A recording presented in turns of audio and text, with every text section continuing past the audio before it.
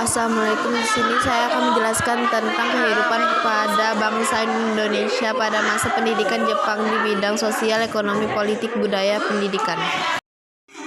Aspek sosial, pemerintah Jepang saat itu mencetuskan kebijakan tenaga kerja Romusa. Mungkin kamu sudah sering mendengar kalau Romusa adalah sistem kerja yang paling kejam selama bangsa Indonesia ini dijajah. Tetapi pada awalnya pembentukan Romusa ini dapat sambutan baik loh dari rakyat Indonesia. Justru banyak yang bersedia untuk menjadi sukarelawan. Namun semua itu berubah ketika kebutuhan Jepang untuk berperang meningkat. Perang Romusa menjadi sebuah keharusan bahkan kepaksaan. Hal tersebut membuat rakyat kita menjadi sengsara. Kamu bayangin aja, rakyat kita dipaksa membangun semua sarana perang yang ada di Indonesia. Selain di Indonesia, rakyat kita juga dikerja paksakan sampai ke luar negeri. Ada yang dikirim ke Vietnam, Burma, sekarang Myanmar, Mangtai, Thailand, dan Malaysia. Semua dipaksa kerja sepanjang hari tanpa diimbangi upah dan fasilitas hidup yang layak. Akibatnya, banyak dari mereka yang tidak kembali lagi ke kampung halaman karena sudah meninggal dunia.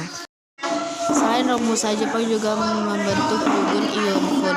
Jugun Iyonfun adalah tenaga kerja perempuan yang dikerutkan dari berbagai negara Asia seperti Indonesia, Cina, dan Korea. Perempuan-perempuan ini dijadikan perempuan penghibur bagi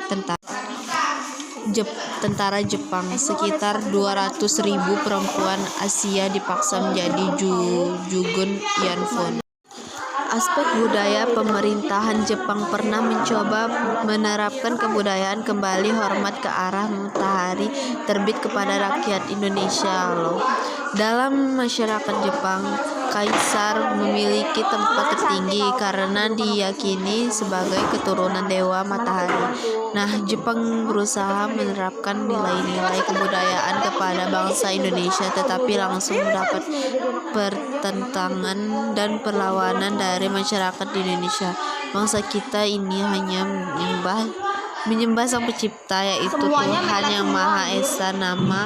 Mana mungkin setuju memberi hormat dengan mengkukkan punggung dalam-dalam seikeri ke arah matahari terbit. Aspek pendidikan, sistem pendidikan Indonesia pada masa pendudukan Jepang berada dengan masa pemerintah kolonial Hindia Belanda.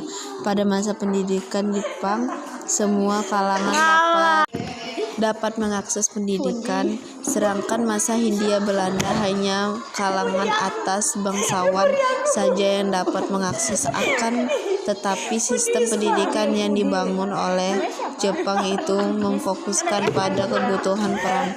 Meskipun akhirnya pendidikan dapat diakses oleh semua kalangan, tetapi secara jumlah sekolahnya menurun sangat drastis dari semulanya 21.500 menjadi 13.500. Aspek politik dan militer. Pada masa pendidikan Jepang, pemerintah Jepang selalu mengajak bekerja sama golongan-golongan nasionalis. Hal ini jelas berada dibandingkan pada pemerintahan Hindia Belanda. Saat itu golongan nasionalis selalu dicurigai. Golongan nasionalis mau bekerja sama dengan pemerintah Jepang karena Jepang banyak membebas pemimpinan nasional Indonesia dari penjara seperti Soekarno, Hatta, dan juga Syahrir. Sekian video yang saya buat, semoga bermanfaat. Saya akhiri, wassalamualaikum warahmatullahi wabarakatuh.